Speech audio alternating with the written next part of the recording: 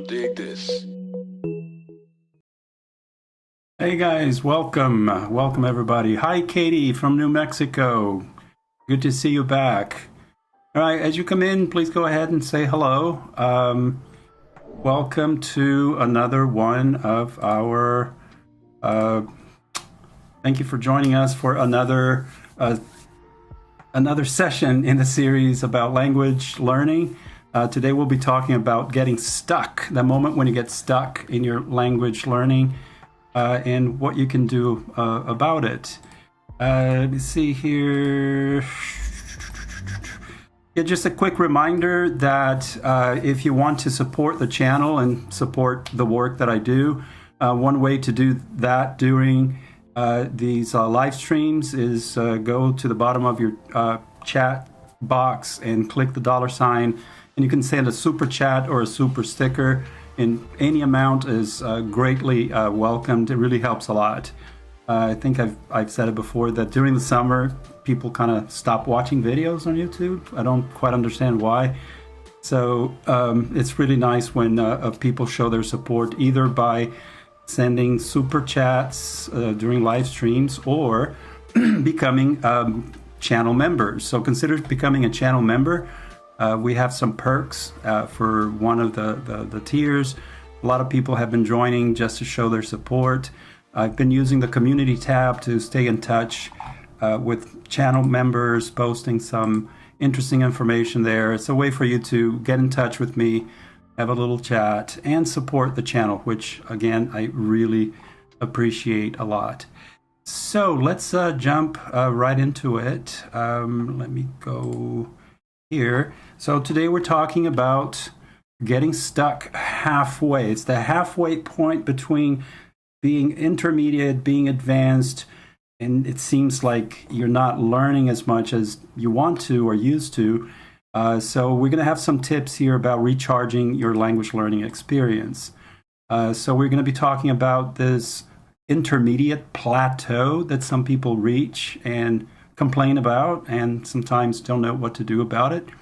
We'll talk about how to avoid even getting there. But once you're there, there are things that you can do to get unstuck, to get out of it. Roxana, welcome. Always good to see you, Roxana. Greetings. Always a reminder, there's no snake oil. There are no quick fixes, no one-size-fits-all solutions. What I say here may work for you, or some of it may work for you, some may not work for you. Just try different things. If someone tells you, they'll solve all your problems, they're lying. Can't do that. Most of it is up to you anyhow. I will not have a question and answer period during this session, so just jump in. I'll be keeping an eye on the chat. I can see it right there.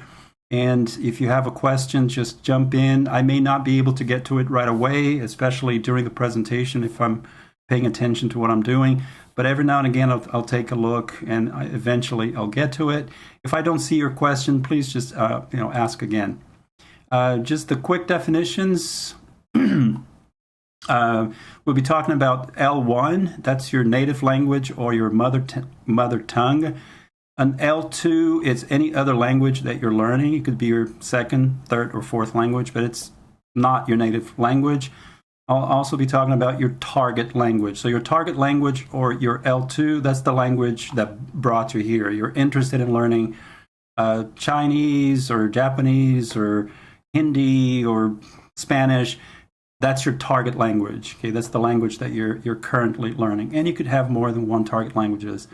And I will actually be talking a little bit about this difference here between second language and foreign language. Okay, a second language is a situation where, for example, you're learning English in the United States, where people speak English, or in the UK or Australia. So a second language setting is one where you're learning the language where the language is spoken.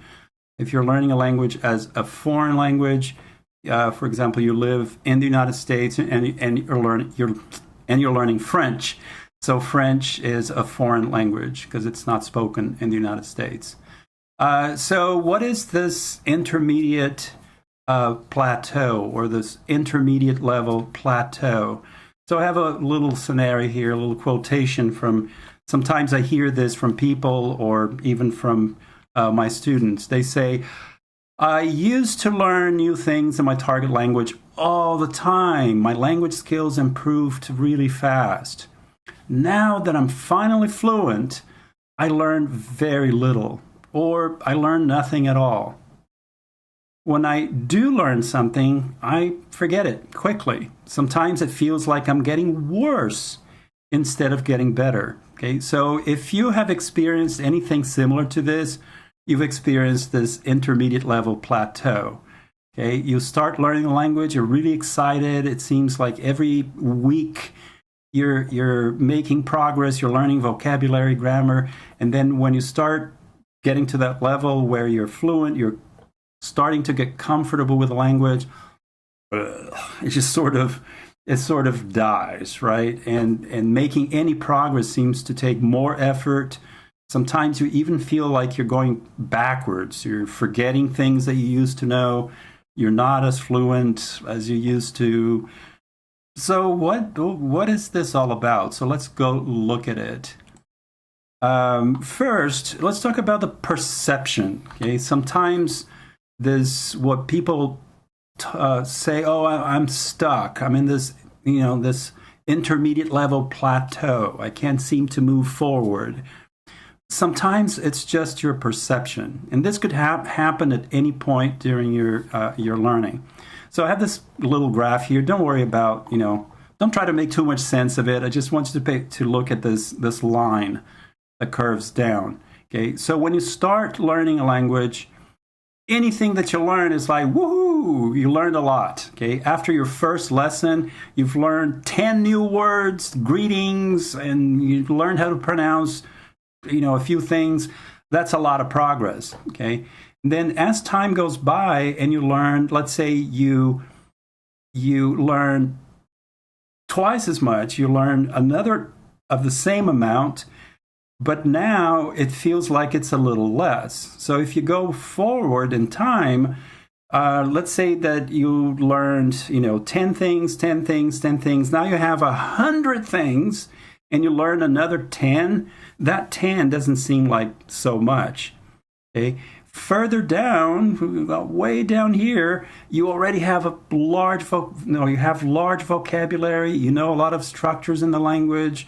You're fairly fluent, and you learn 10 new words, just like you did, from on day one.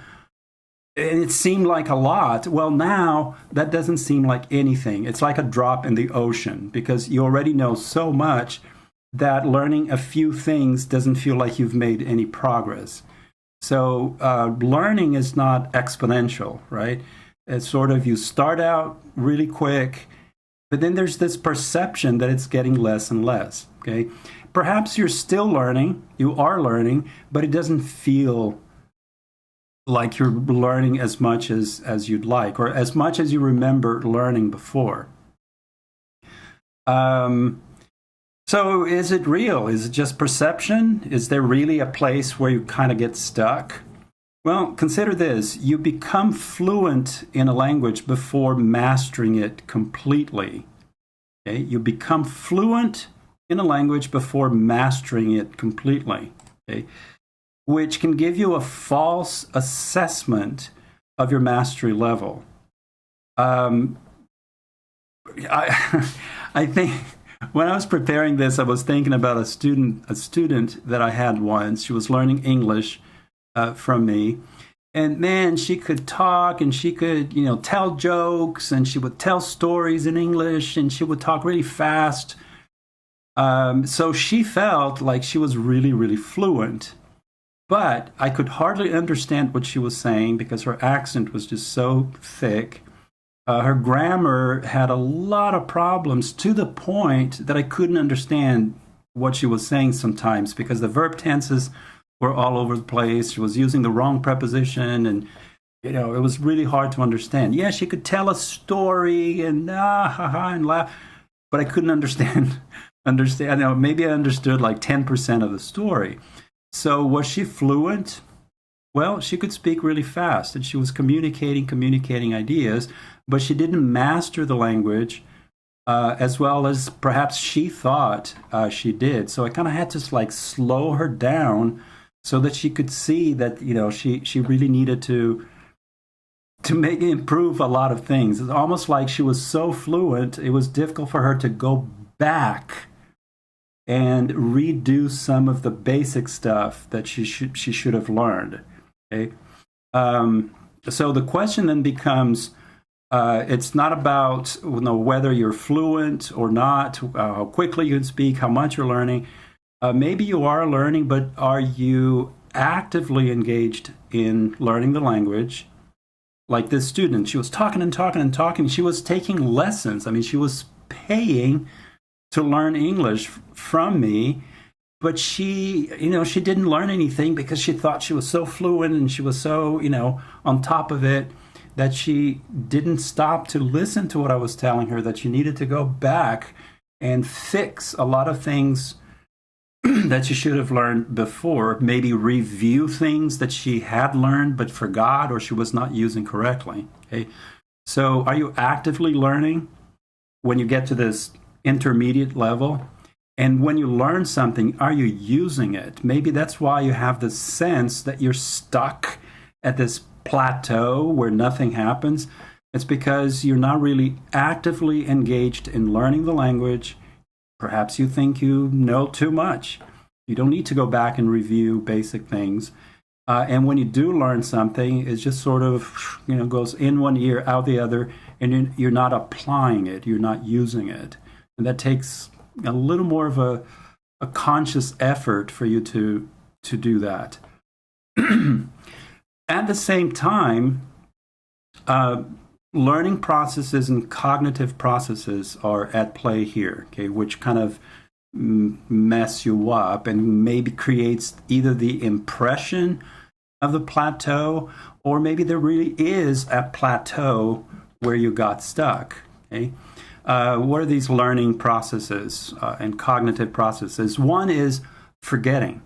Okay, forgetting is not bad. Okay, we need to forget things. If we remembered everything we did every single day, every conversation we had, if I remembered every single meal I had since I was born, okay, Monday this week, what did I have for breakfast? I don't remember. I forgot. Why did I forget? It's just Monday. Well, because it's not important. Your brain is wired to remember information that is important. And what triggers memory or long-term memory is that the information is repeated. Okay, every time your brain starts being exposed to the same information over and over again, oh, no, we need to register this, send it to long-term memory. So when you're learning a language, you know, you hear a word once, you'll probably forget it, okay? Or you learn some new construction, you will forget it, okay? That's part of learning. We can't get around this very well, unless you're a genius, a linguistic genius, that you can remember everything that you heard only once, okay? Another example is, you know, people say for you to improve your vocabulary, you should read a lot. Yeah, but you have to read a lot, because you have to see the same word appear randomly in different passages that you read 7, 8, 10 times until you start remembering that word. If you just see a word once when you're reading, you will not remember it later on. Okay? Probably. You also have something called micro-developmental processes. These are processes where we think of learning as, you know, there's some information that you want to learn. I teach it to you and poof, it's in your brain. But a lot of learning doesn't happen like that. You don't go from not knowing to knowing. There are little stages that you go through. It's like you're looking at a puzzle. When you first look at it, it doesn't make any sense, right? Then you start looking at the puzzle, you start looking at patterns, your brain starts putting pieces together, okay? And then all of a sudden, ooh, something makes sense. You go, oh, I see what I have to do here, but that's not quite it. There's more that you need to learn. So it's called micro-developmental processes, because there are these small little steps that you take until you learn what you needed to learn. Okay. Are you stuck at this intermediate plateau, or are you just going through these micro-developmental processes that you have to go through until at some point you go, oh, now I understand this. Okay. So sometimes you really are stuck for other reasons. Sometimes it's just part of learning. Sometimes we do get stuck. There could also be changes in motivation, real life events, and needs. Okay, we talked about motivation early in this series. That what drove you initially? What drove you to learning your target language? I wanted to learn the target language to talk to people, or to read, or I want to be able to accomplish this task, whatever it is, in the target language. Well, 2-3 years later, or at some point when you're like fluent, or you're at an intermediate stage, are you still interested or motivated by the same thing? Maybe it changed.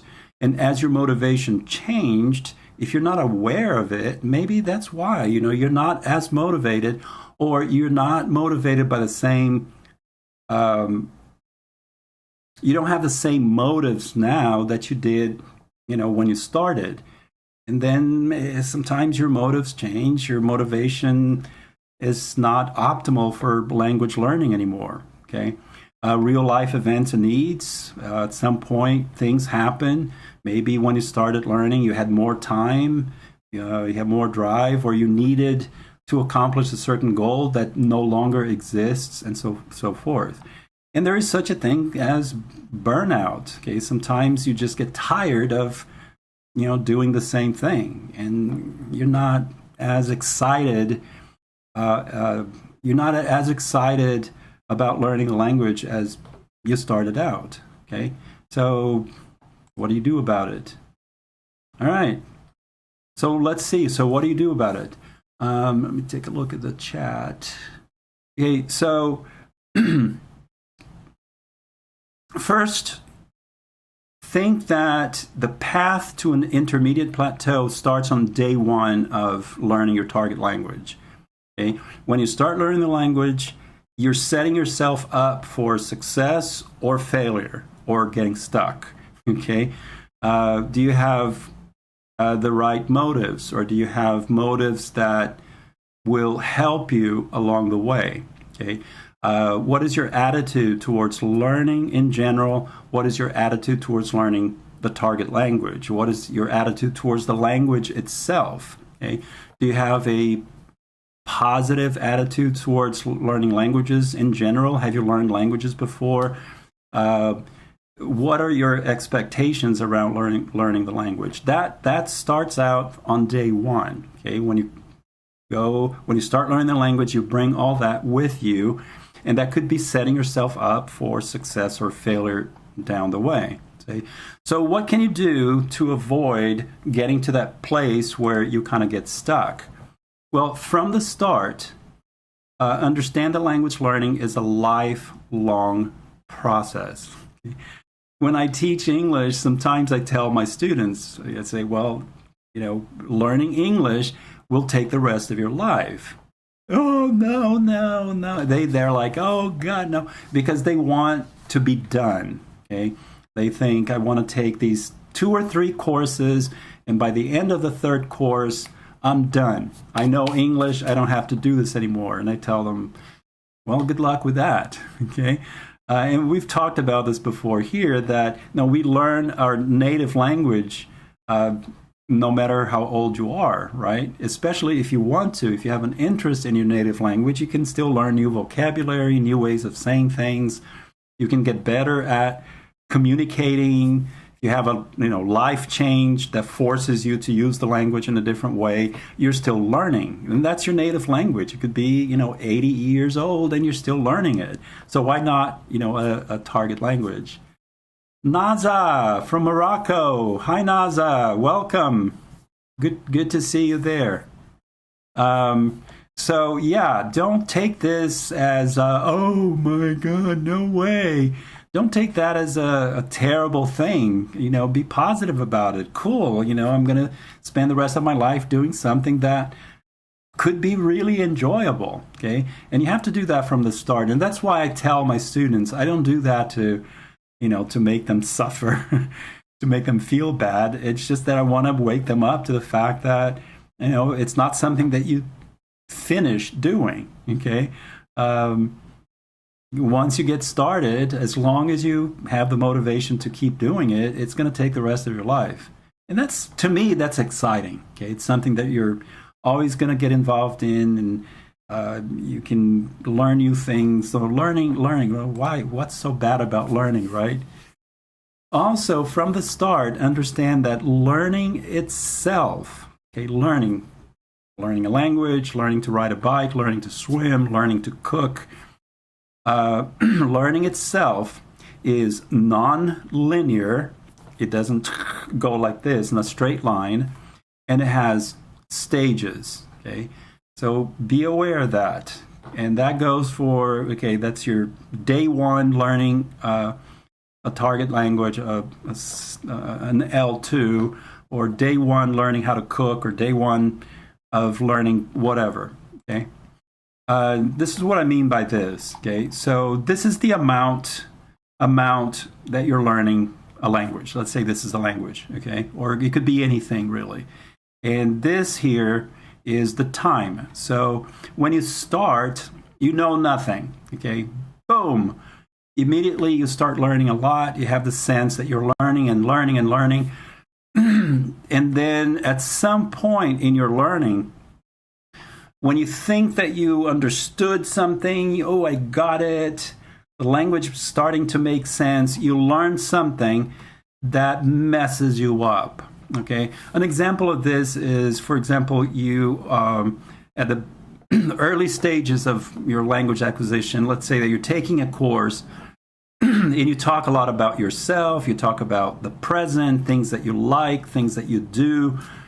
So your teacher wants you to practice the present, the simple present tense, for example, talking about the present. And you get really good, you understand how to ask questions in the present, how to talk about it, how to make negative sentences, and so forth.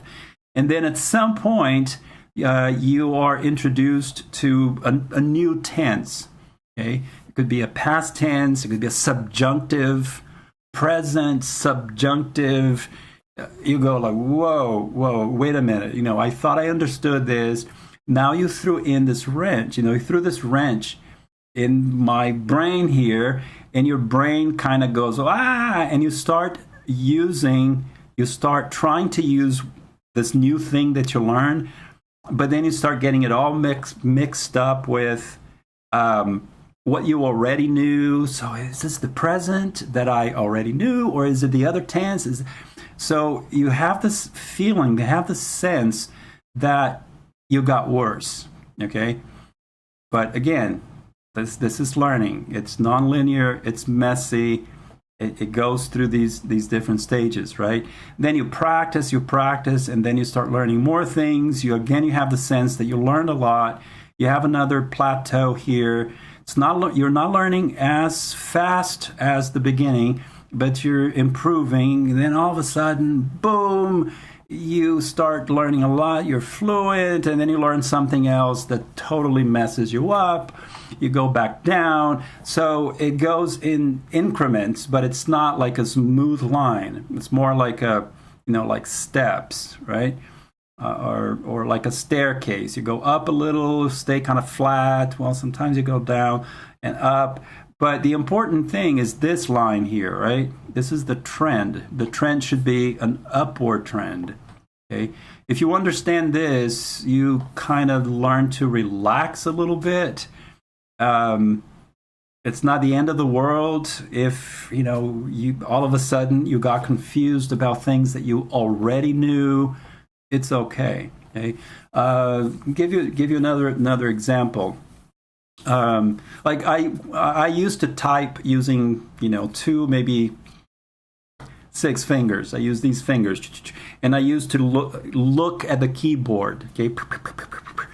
Until one day, actually, somebody made fun of me. She was like, "Oh, you're like a chicken, peck, peck, peck, peck, peck, peck, peck." And they told me, you should learn how to what do you call that? Touch type. Okay, you should learn touch typing. So I was like, challenge accepted. I used to type really fast using these fingers, right? So I started learning touch typing. Okay, that's where you don't look at the keyboard, and you just your fingers know where you need to go without even having to look at the keyboard. And you always use the same finger for the same key and so forth, right?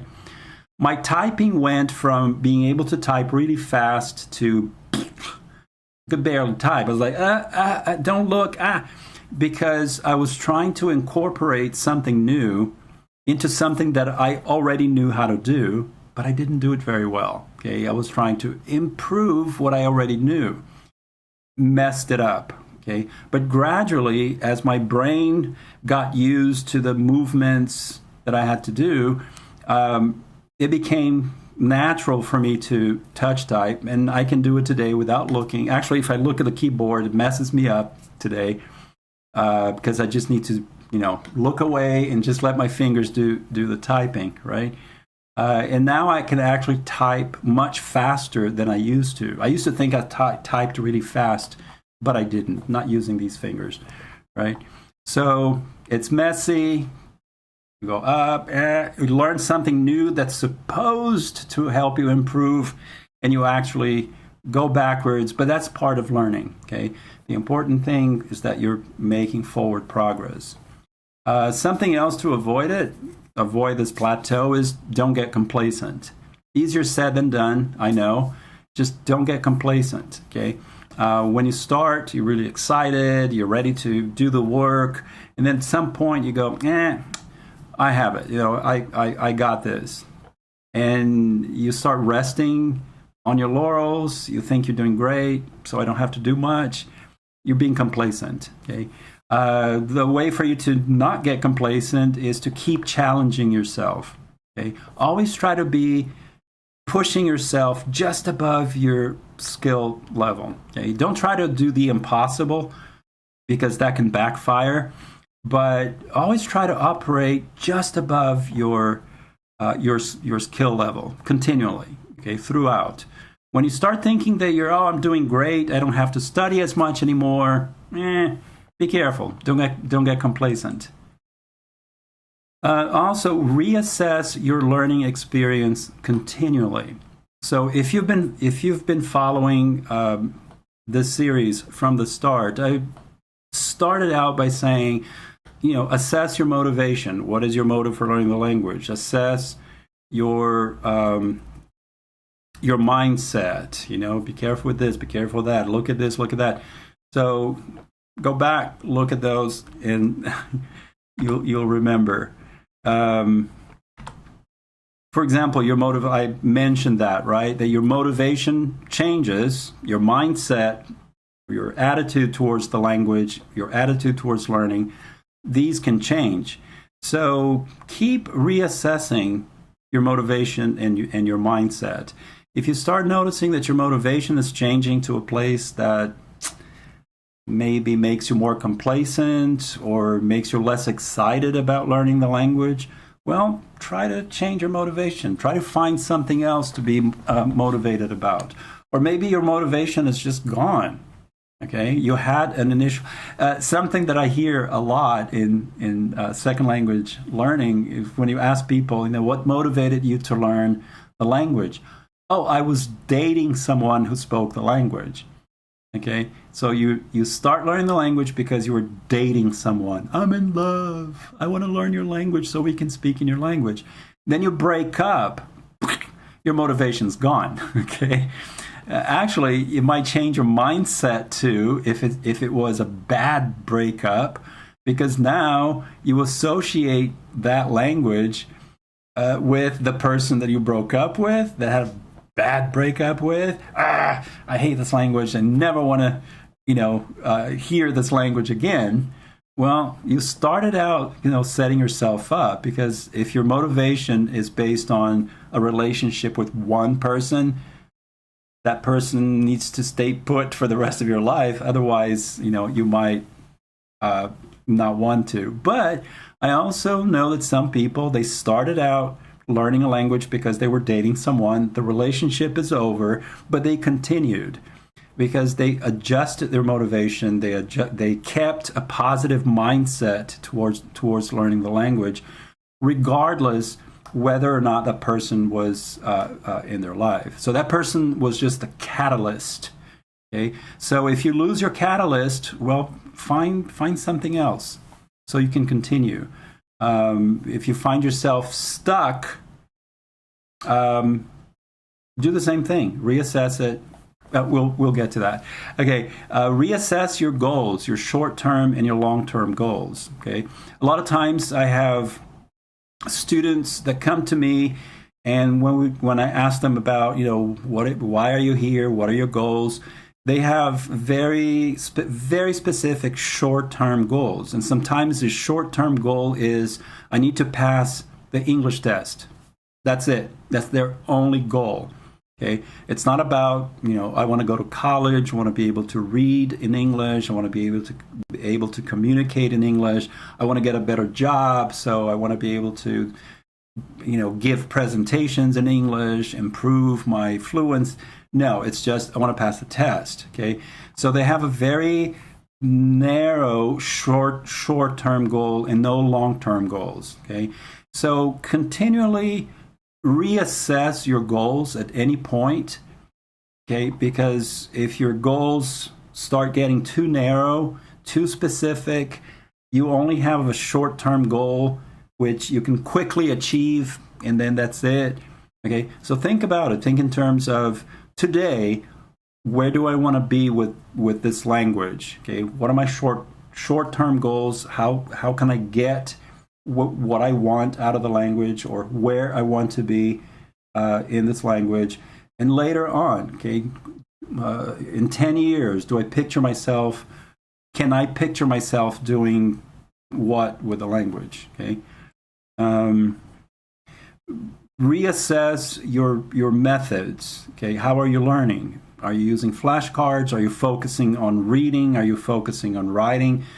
Maybe the method that you're using to learn vocabulary is working great. Keep it.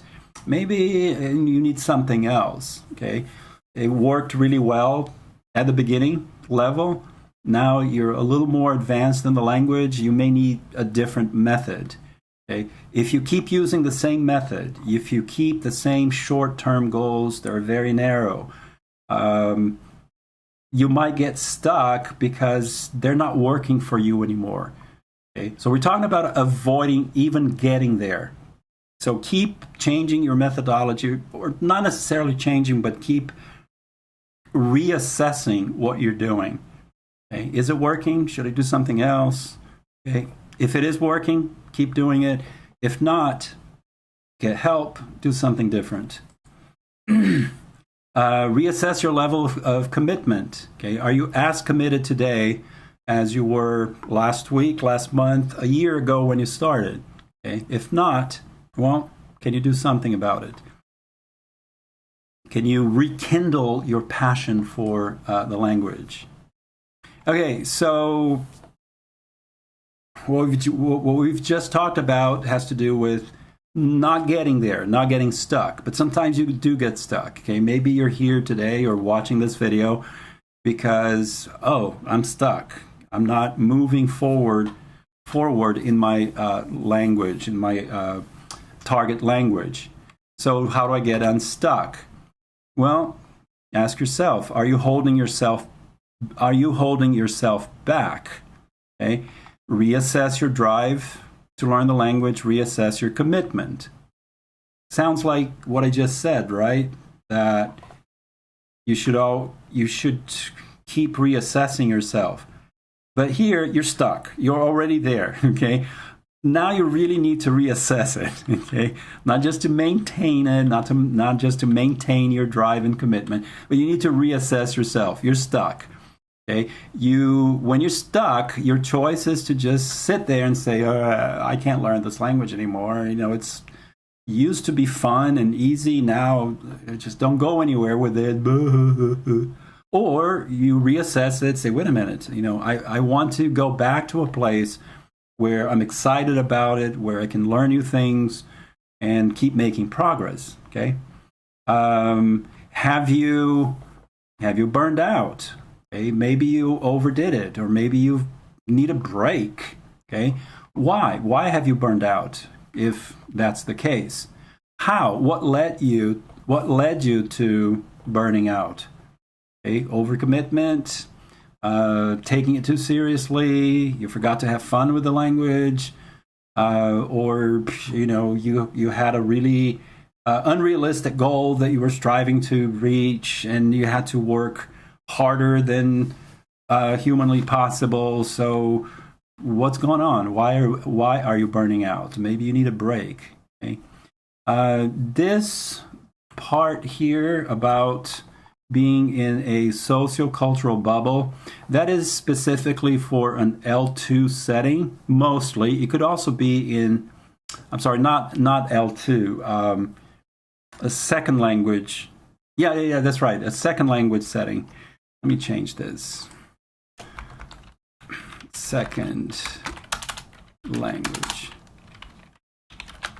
That's a second language as opposed to a foreign language. Okay, so you're learning English in the United States, for example. Okay, you're learning English in the United States, or learning French in France. Or you're learning Spanish in Spain. You're living in the country where the language is spoken. Okay, there's something that I call the sociocultural bubble, okay, that some people put themselves in. Let me just give you a typical example that is based on my experiences with my students. Okay, so I had a student that maybe existed, maybe not. Maybe I'm getting bits and pieces from different people that had been living in the United States for a long time. Okay, this person met his or her partner, husband, wife, living in her country or his country. Let's say her. Okay, I'm thinking of a her here. So she met her husband in her country. They got married there, so they met each other speaking Spanish. Then they moved to the United States. So her husband could speak English. He was a native speaker. He went off to work, but they spoke Spanish at home so that they could maintain the language for the husband's sake. Okay, they had children here. The children speak Spanish. Okay, so this student ended up meeting other Spanish speakers. Ended up finding businesses where she could speak Spanish. Okay, so if she went to, I don't know, to the store, she would go to like an international store where you had a lot of people, Spanish speakers working there, and she knew who to talk to at the store. She knew who spoke Spanish, so she could communicate with them. So after 30 years living in the United States, she was like in this bubble, what I call the social cultural bubble. Okay? She only interacted. Oh, and in her job, she actually got her job because they needed somebody who spoke Spanish. Okay, so at work, she spoke Spanish all the time. That was her job, to talk to people in Spanish. Okay, she put herself in the social cultural bubble, but then she wanted to go to college in the United States, but she couldn't speak English after 30 years. Okay, so if you're living abroad, let's say you're living in France, there is no guarantee that you will learn any French whatsoever.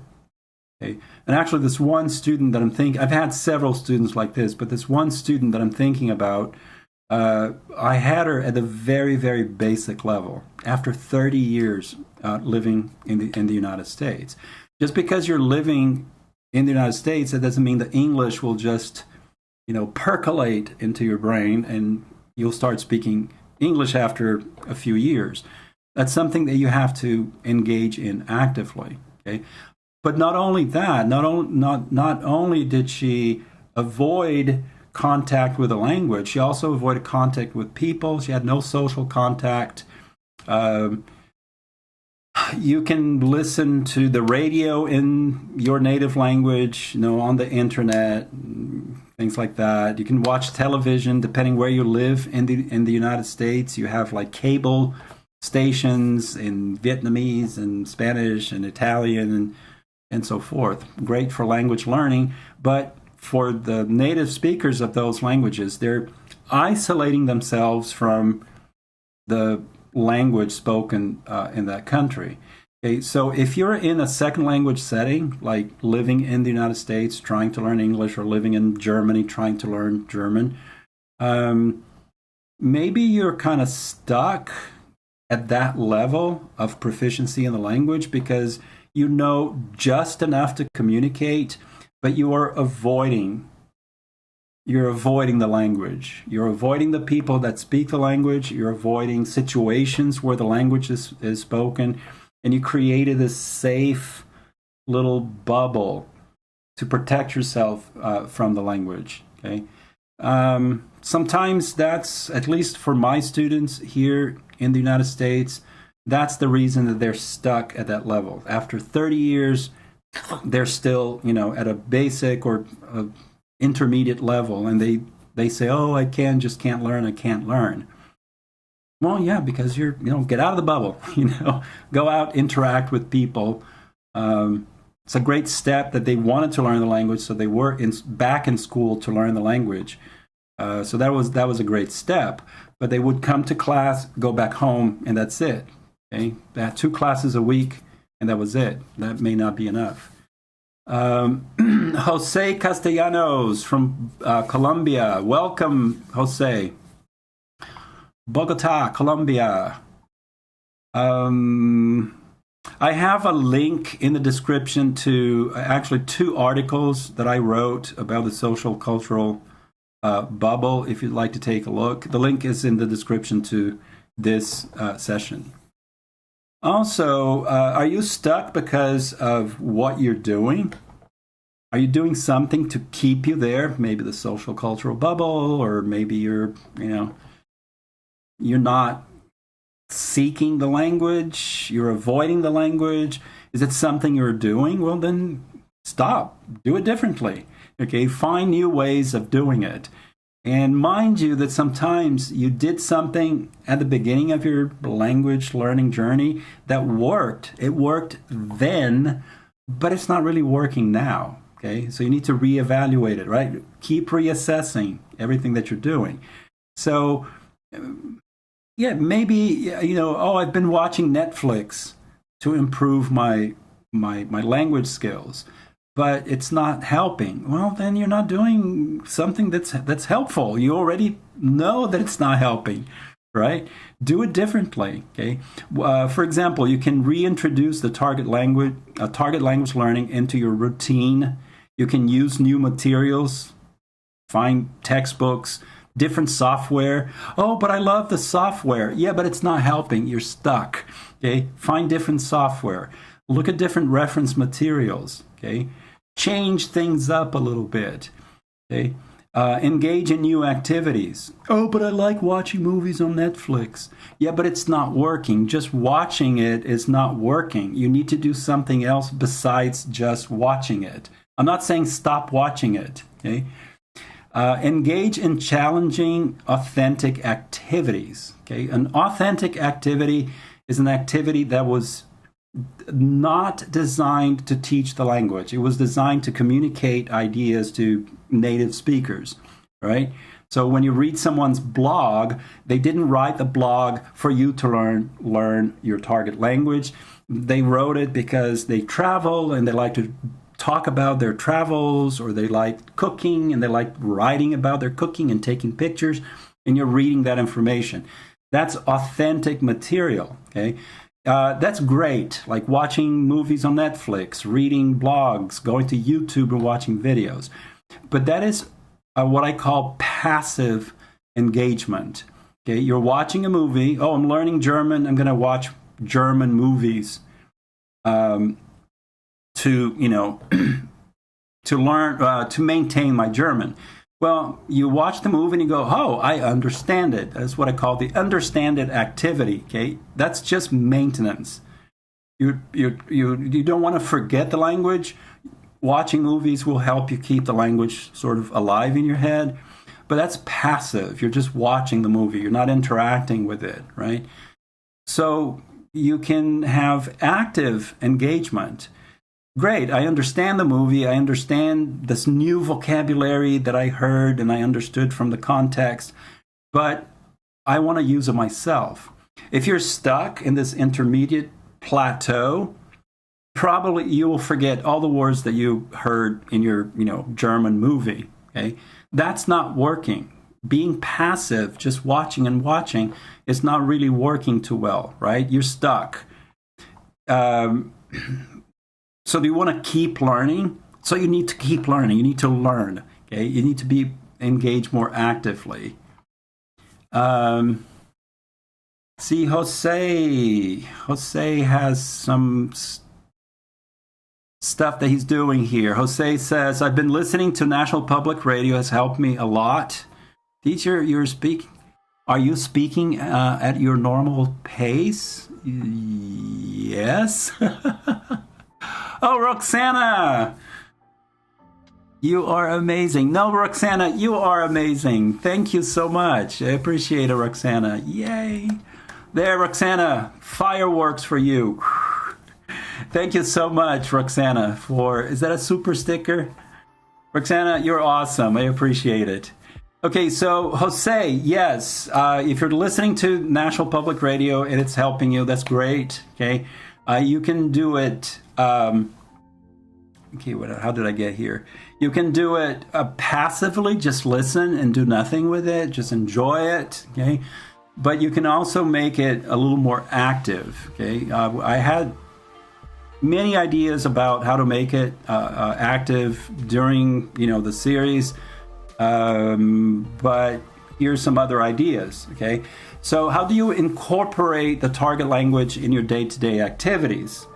Well, one way is you like cooking? Great. So look up recipes in your target language.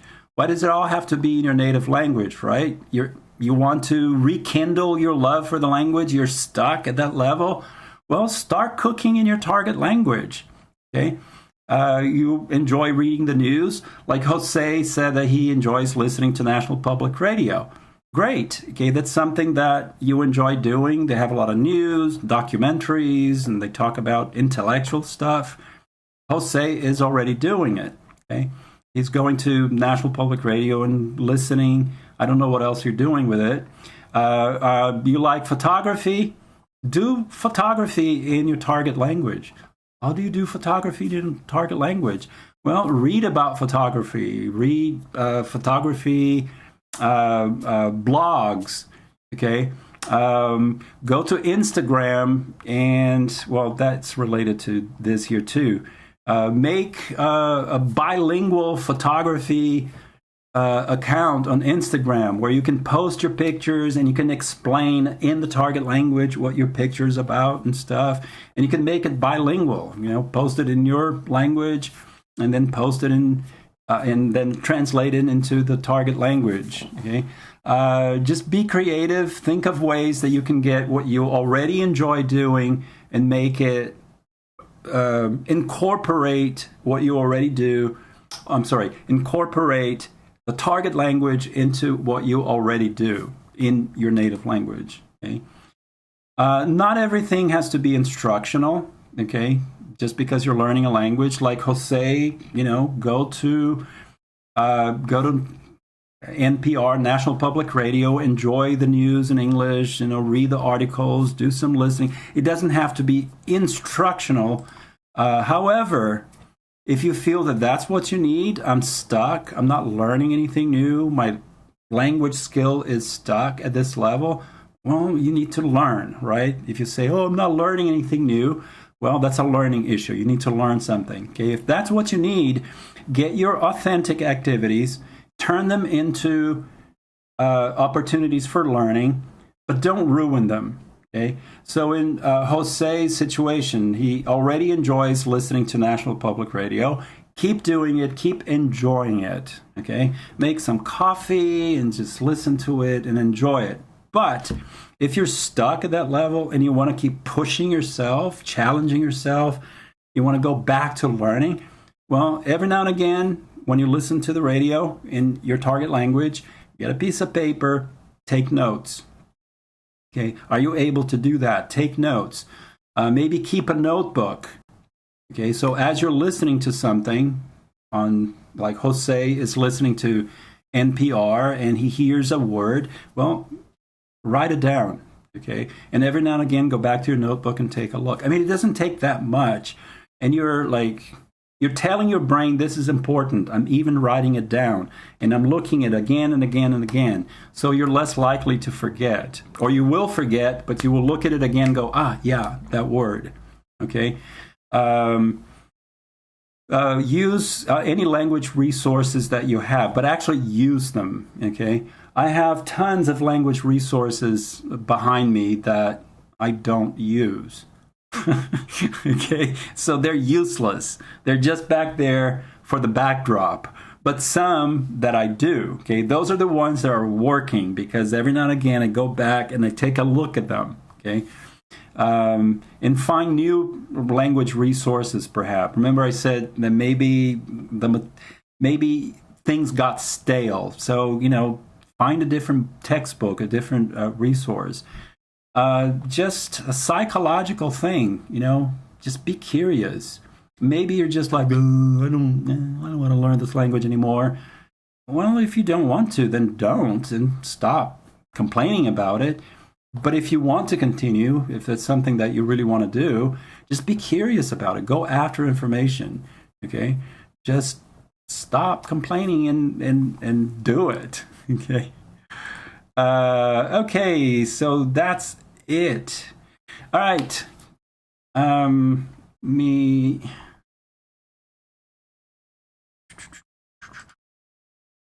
switch to this here. Okay, so next week, actually, I've been thinking a lot about what I'm going to do for next week. There's an idea here for developing phonological awareness to improve your second language learning. We talked about doing the International Phonetic Alphabet. Remember the way that they write, like in dictionaries, they write the pronunciation of words using those symbols.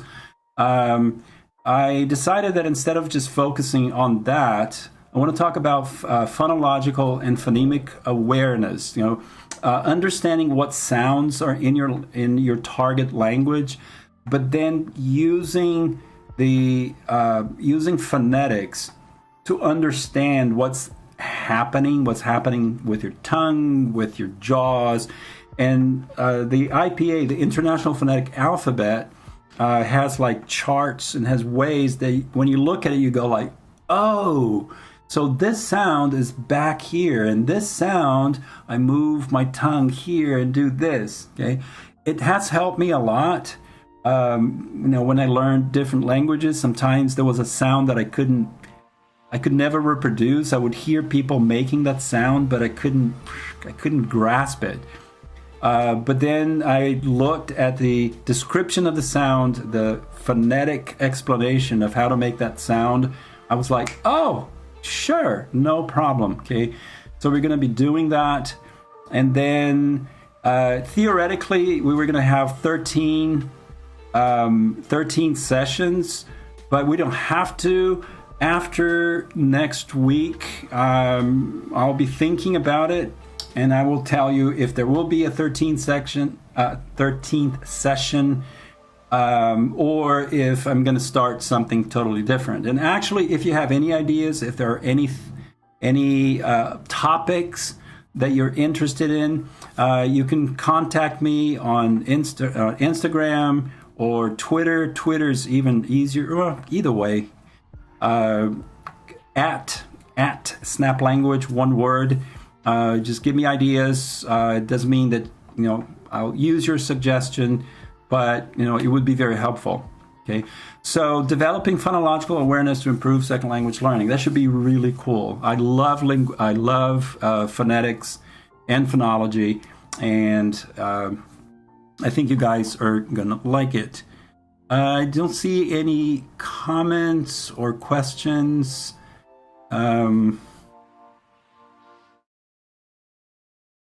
Once again, Roxana, thank you so much for the super sticker. That's very, very sweet. Thank you so much, Katie Denson, for showing up, and Roxana. Naza from Morocco, thank you for showing up. Thank you for saying hello from Morocco. Am I missing anyone? Jose from Bogota, Colombia. I still don't understand why Jose asked if I am speaking at my normal pace. Am I talking too fast or too slow?